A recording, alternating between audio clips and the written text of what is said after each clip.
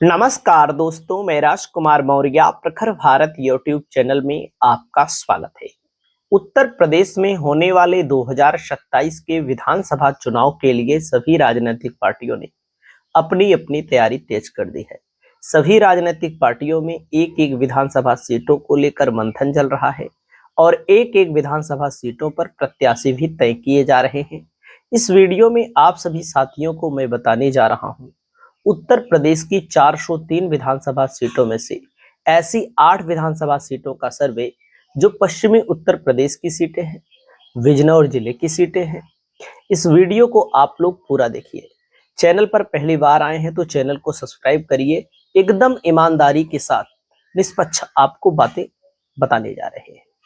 तो दोस्तों, आपकी जानकारी के लिए सबसे पहले मैं बता दूं, जो बिजनौर जिला है यहाँ पर 8 विधानसभा सीट है और ये 8 विधानसभा सीटें अलग अलग लोकसभा क्षेत्रों में बटी हुई है।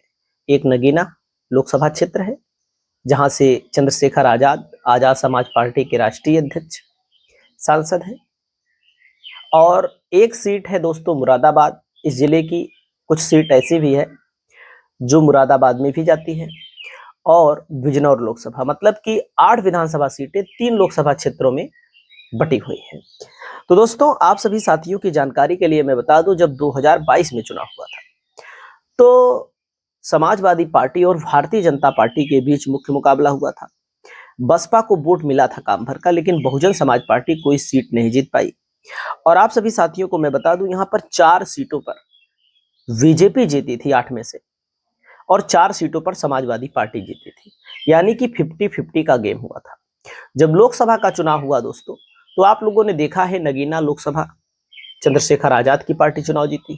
सपा ने अलग कैंडिडेट उतारा था, भाजपा ने अलग कैंडिडेट उतारा था, बसपा ने अलग कैंडिडेट उतारा था। और यहाँ पर जो बिजनौर लोकसभा है दोस्तों, बिजनौर लोकसभा बीजेपी यहाँ पर चुनाव जीती, यानी कि एनडीए जीता, आरएलडी जीती। समाजवादी पार्टी के प्रत्याशी थे दीपक सैनी, चुनाव हारे लगभग 37,000 वोटों से। दोस्तों, वहीं पर जो मुरादाबाद लोकसभा है उसको समाजवादी पार्टी ने जीता। कहने का मतलब 3 लोकसभा सीटें 3 दिशा में गई। हालांकि बिजनौर में एक ही विधानसभा आती है, तो सॉरी, मुरादाबाद में एक ही विधानसभा सीट आती है। तो आपकी जानकारी के लिए मैं बता दूं, यहां पर आइए सबसे पहले 2022 के आंकड़े को खंगालते हैं। मैंने आपको बताया है। सबसे पहला नाम है दोस्तों नजीबाबाद विधानसभा। नाम से ही स्पष्ट हो गया होगा कि यह मुस्लिम बाहुल्य इलाका है। समाजवादी पार्टी के तस्लीम अहमद 23,770 वोटों से चुनाव जीते। बसपा ने भी मुसलमान प्रत्याशी उतारा था, शहनवाज आलम को 44,000 वोट मिला। कांग्रेस ने भी मुसलमान प्रत्याशी उतारा था। भाजपा जो कि मुसलमान प्रत्याशी उतारती नहीं है, भाजपा का यहाँ पर अधिकतम वोट 78,905 गया, 78,905 गया। अब मैं आपको बताना चाहूंगा, नगीना सुरक्षित विधानसभा सीट पर समाजवादी पार्टी के मनोज पारस लगातार 3 बार चुनाव जीत चुके हैं, 26,451 वोटों से जीते यहाँ पर। वहीं पर दोस्तों बढ़ापुर विधानसभा है, यहाँ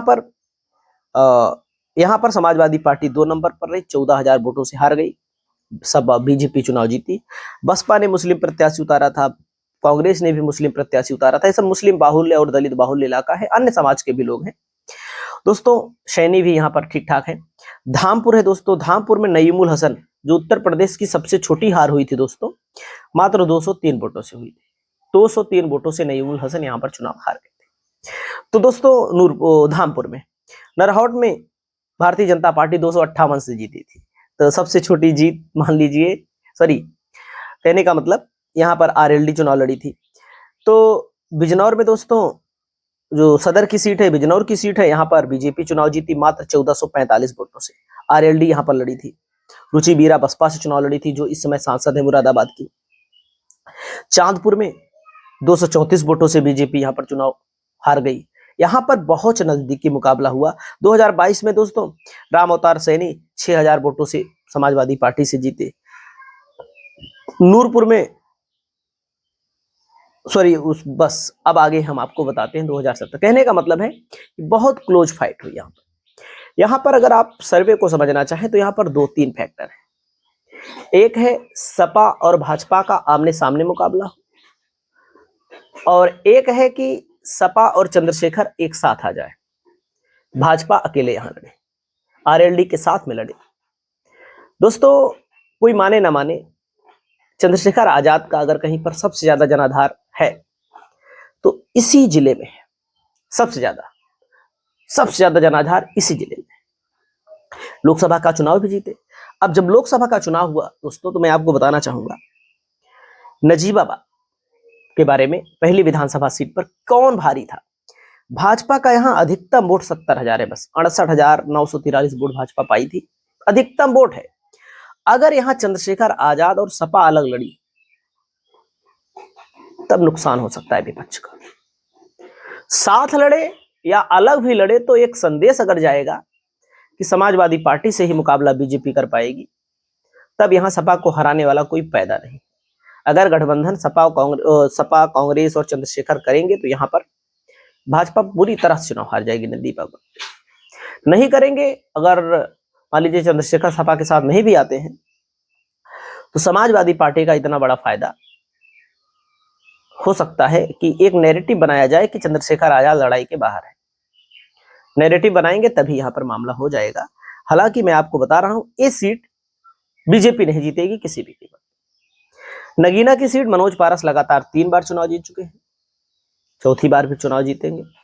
यहां पर भी लोकसभा में दोस्तों बीजेपी का 68,880 वोट था और यहां पर आजाद समाज पार्टी 1,12,518 वोट पाई।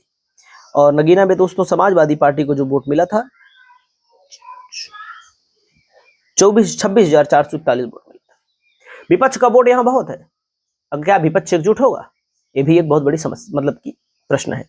अगर विपक्ष एकजुट हुआ या फिर एक मैसेज गया कि आजाद समाज पार्टी लड़ाई में नहीं है, भाजपा को आजाद समाज पार्टी नहीं हरा सकती, तो सपा जीत लेगी। यानी कि कहने का मतलब बीजेपी कतई नहीं जीतेगी किसी भी कीमत पर। नगीना और नजीबाबाद की सीट नहीं जीतेगी, बाकी बीजेपी से हमारा कोई वो नहीं है।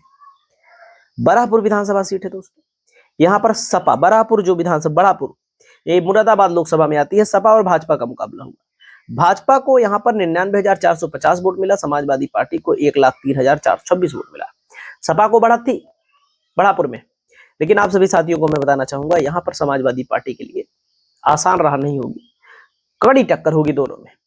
और जो कि मैं आपको बताना चाहूंगा धामपुर विधानसभा है, यहाँ पर चंद्रशेखर आजाद को 90,000, बीजेपी को 73,000।